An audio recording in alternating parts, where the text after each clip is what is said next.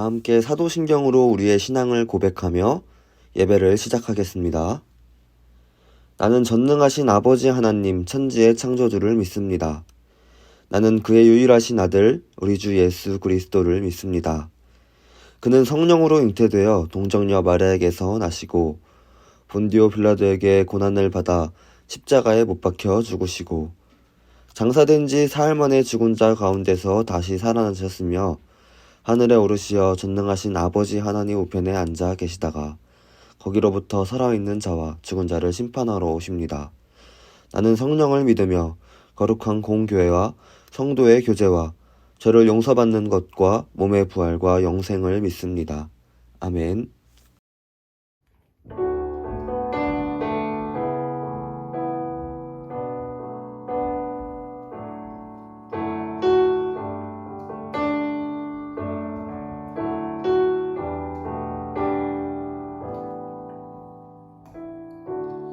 주를 위한 이곳에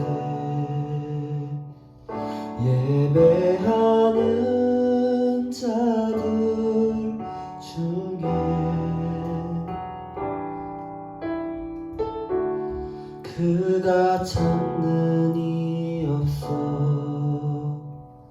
주님께서 슬퍼하시네.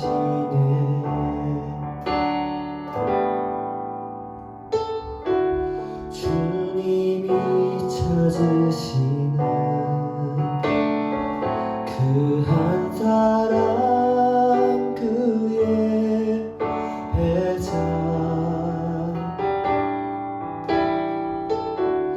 내가 그 사람 되리 간절히 주께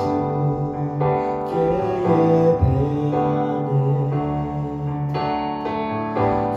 은혜로 이곳에 서 있네. 주 임재에 엎드려 절하네. 그 어느 것도 난 필요 없네. 주님만 경배해. 주 은혜로 이곳에 서 있네. 주 임재에 엎드려 절하네. 그 어느 것도 난 필요 없네. 주님만 경배해.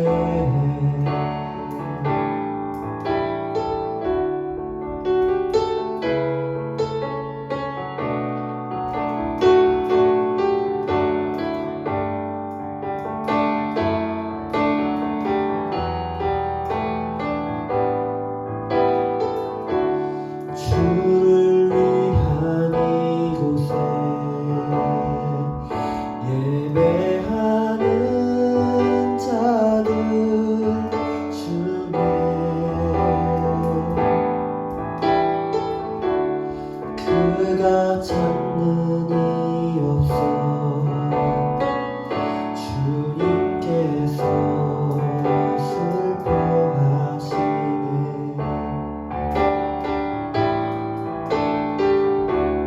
주님이 찾으시는 그 한 사람 그의 배자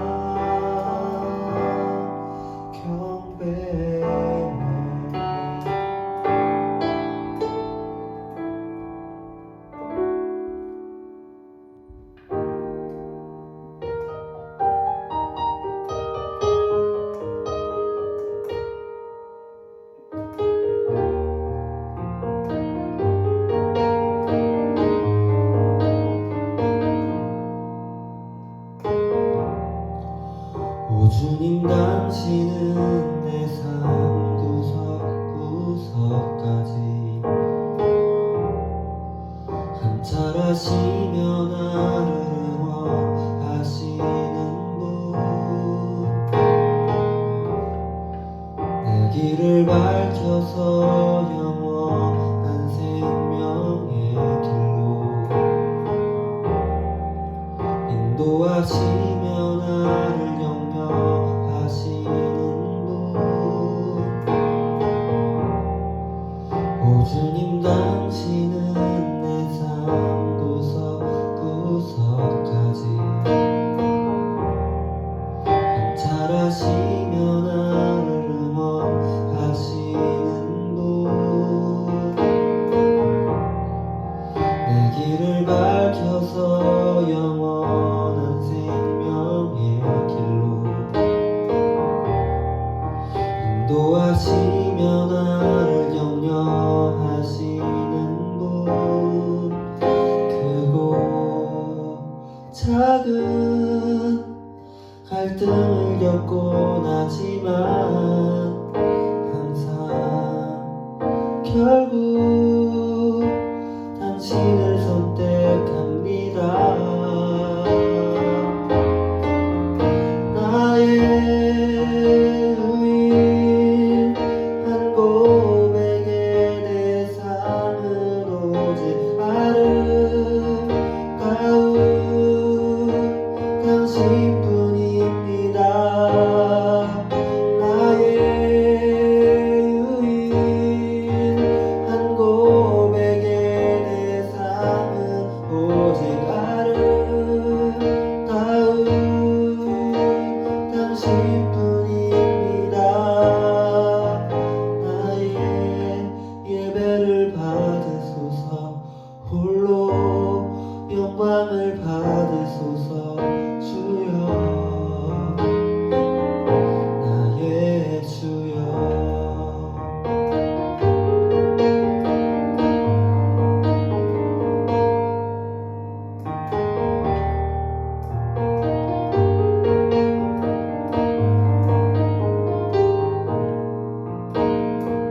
오 주님 당신은 내 삶 구석구석까지 감찰하시며 나를 응원하시는 분 내 길을 밝혀서 영원한 생명의 길로 인도하시며 나를 영영하시는 분 크고 작은 갈등을 겪곤 하지만 항상 결국 당신을 선택합니다. 나의 유일한 고백의 대상은 오직 아름다운 당신뿐입니다. 나의 유일한 고백의 대상은 오직 아름다운 당신뿐입니다. 나의 예배를 받으소서 홀로 영광을 받으소서 주여 나의 주여 나의 예배를 받으소서 홀로 영광을 받으소서 주여 나의 주여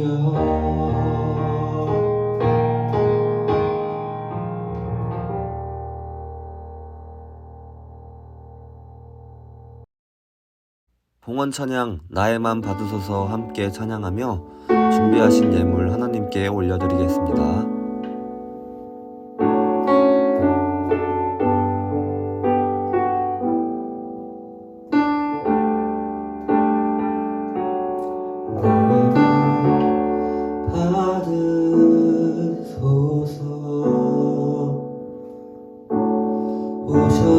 주님의 저소 삼으소서. 나의 전부이신 주여 내 맘을 받아주소서.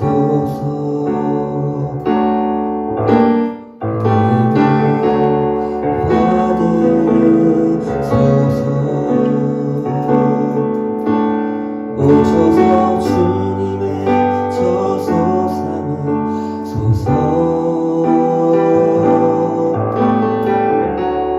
나의 전부이신 주여 내 맘을 받아주소서.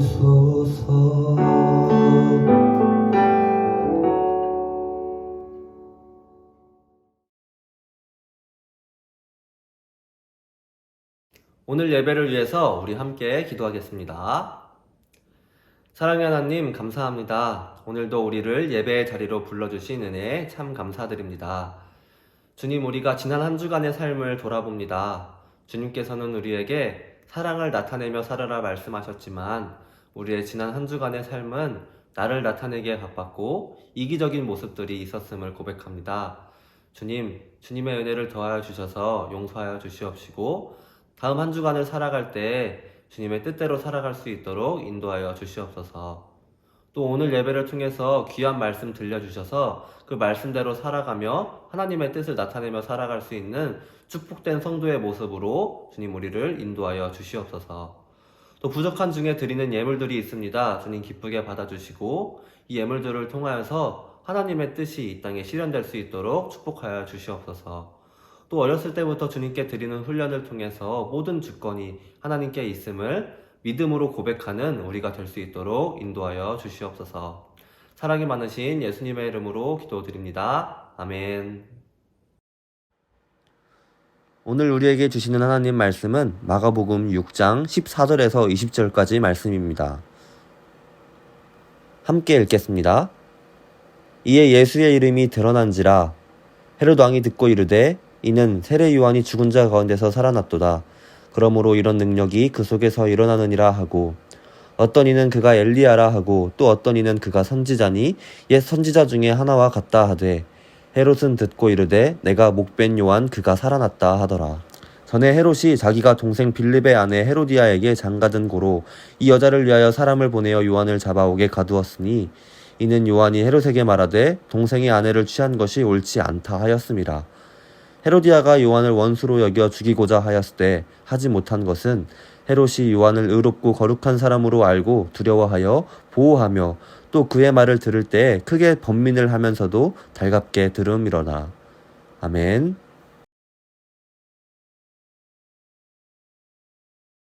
네, 여러분 반갑습니다. 한 주간 잘 지냈죠? 더위가 한풀 꺾여서 아침 저녁으로는 굉장히 좀 시원한 바람이 부는 것 같습니다. 이럴 때일수록 감기 조심하고 늘 건강할 수 있기를 전도사님이 기도하겠습니다. 이번 한 주간 참 안타까운 소식이 들려오는데요. 아프가니스탄이 탈레반 무장 세력에게 점거당했다는 소식입니다.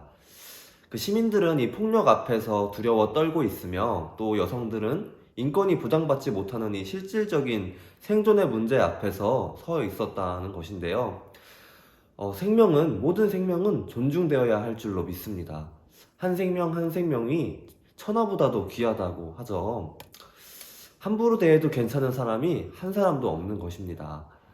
우리가 살기를 원하는 그 생명인 만큼 지금 위기에 몰린 이들도 간절히 살기를 원하는 생명일 것이에요. 그 생명들을 위해서 우리가 시간 날 때 한 번씩 기도했으면 좋겠습니다. 어떤 그리스도인들은 그들이 이슬람 종교를 믿는다고 해서 심판당하는 것이라고 말하기까지 합니다. 하지만 적어도 제가 믿는 하나님은 그리고 예수님은 민족, 피부색, 종교, 가치관의 차이에 따라서 사람들을 가르고 나누고 차별하는 분이 결코 아니겠죠. 주님의 팔은 모든 이들에게 열려 있습니다. 우리는 하나님을 하늘에 계신 우리 아버지라고 고백하죠. 이 고백은 우리가 맺고 있는 모든 관계 속에 같은 하나님을 섬기는 것이라고 고백할 수 있습니다.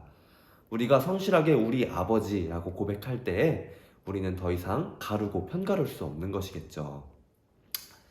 그런데 우리로 하여금 차별하고 분리하도록 하는 꽤 많은 것들이 이 질서라는 명목 아래에서 이루어지고 있습니다. 남녀 칠세 부동석이라는 말 여러분들 혹시 아시나요? 지금은 좀 전혀 상관없는 얘기지만 옛날에는 남자와 여자는 7살이 되기 전까지는 같이 안 된다라는 그런 풍습이 있어서 이런 말이 생겼다고 합니다.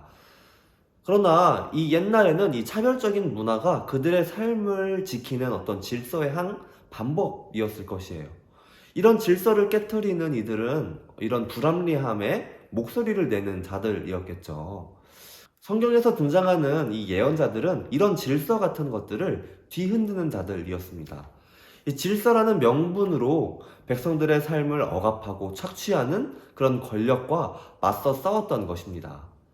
하나님의 마음으로 분노하고 하나님의 눈으로 이 세상을 바라보는 이들이 바로 예언자들이었다라는 것이죠. 당장 나에게 오는 피해가 없다며 개인적인 행복만 추구하는 우리들의 이 거짓된 평화를 깨트리는 이들이 바로 예언자들이었습니다.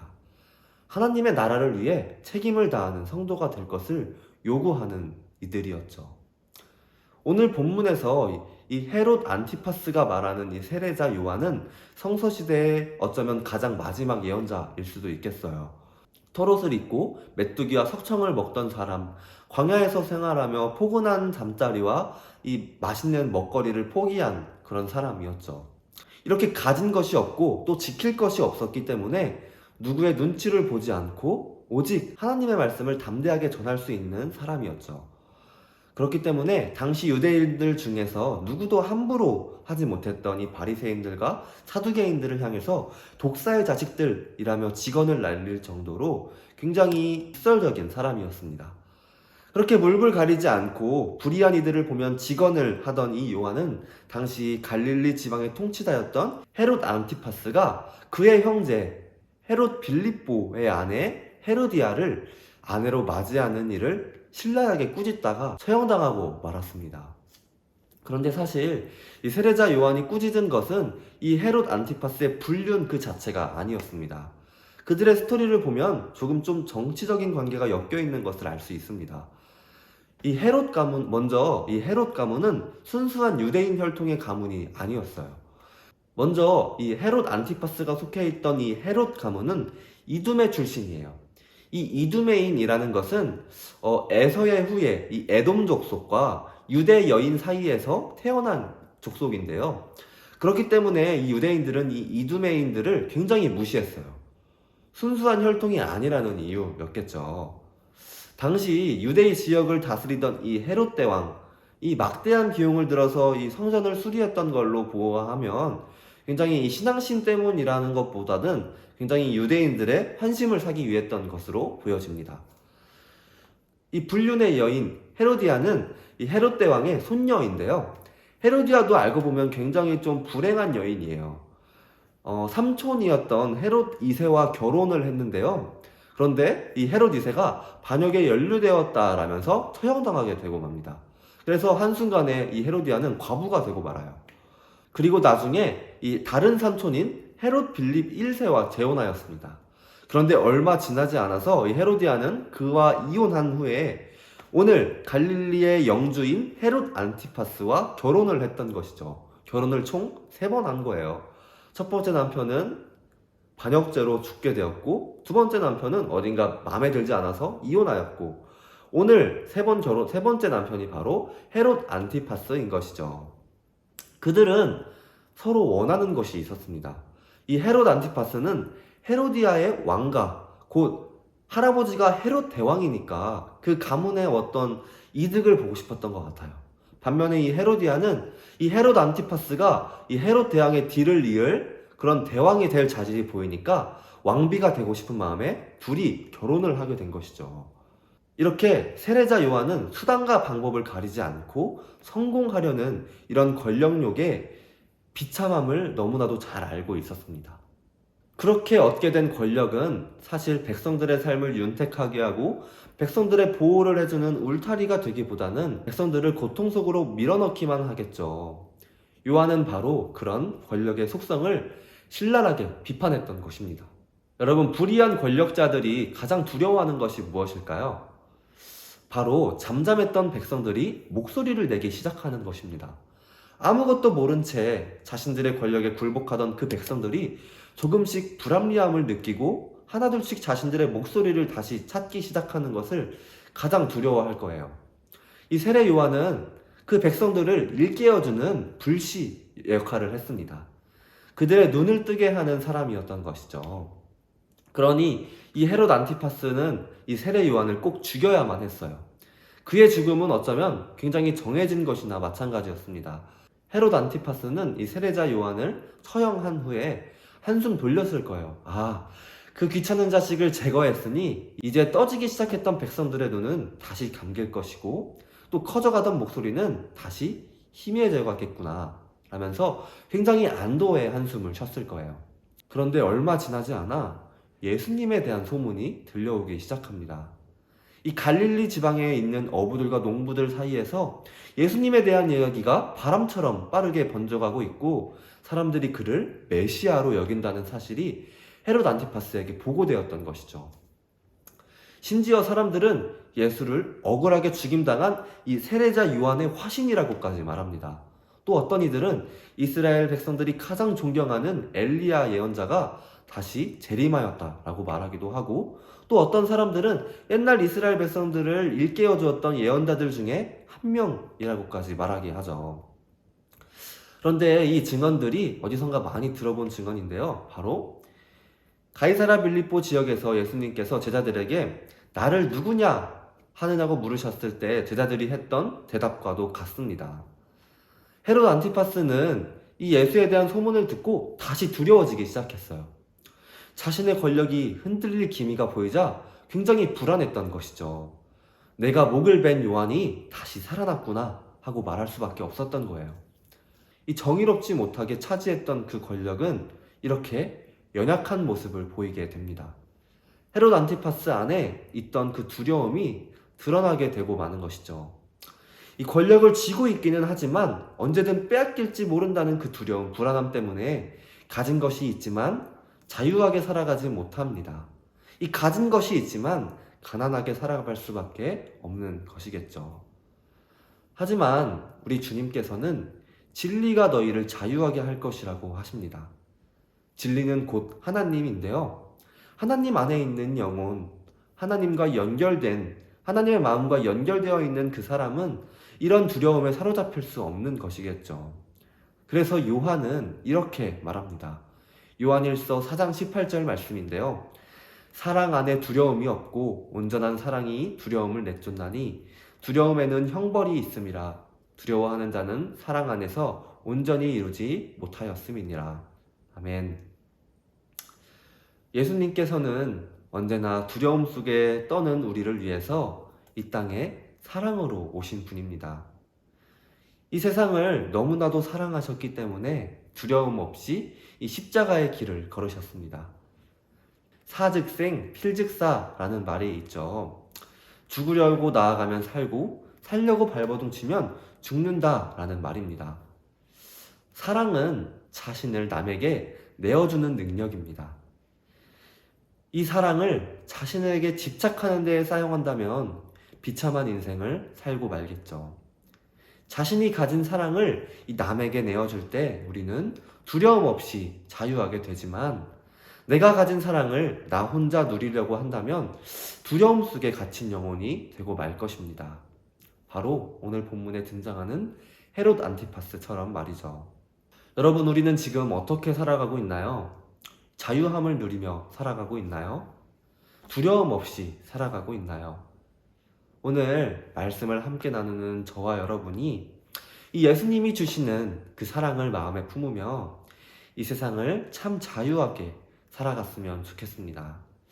우리가 그 예수님을 믿고 따르는 것은 그 예수님이 보여주신 죽은 자를 살리시고 병든 자를 고치시고 기적을 일으키시는 그런 권능이 많으신 분이시기 때문에 예수님을 믿는 것이 아니라 예수님이 주시는 그 사랑 때문인 것을 믿습니다. 자신을 내어주시는 그 사랑, 그 능력, 그 용기, 그 힘을 우리가 마음에 품으며 참 힘을 얻으며 살아가게 되기를 간절히 소망합니다. 주님께서는 이미 우리에게 그 힘을 주고 계십니다. 우리의 머리 대신 그 예수님께서 우리와 함께 하시고 우리를 그분의 동역자로 부르고 계십니다.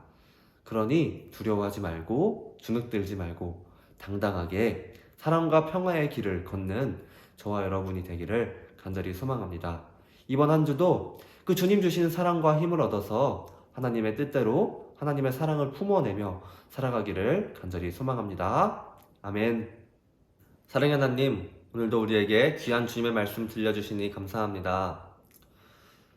수단과 방법을 가리지 않고 권력을 쥐었던 이 헤롯 안티파스는 결국 두려움 속에 떨며 살아갔지만 우리는 그 주님이 주신 사랑 때문에 자유함을 누리며 살아갈 수 있음을 고백합니다.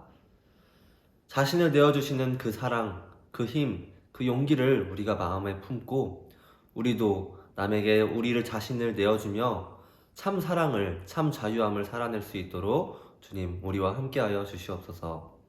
사랑하셔서 이 땅에 내려오신 그 예수님을 언제나 기억하며 우리도 그 예수님의 사랑을 본받아 우리 주변에 어려움을 겪는 이들 또 고통당하는 이들에게 그 주님의 사랑을 한없이 전하는 우리가 될 수 있도록 축복하고 인도하여 주시옵소서.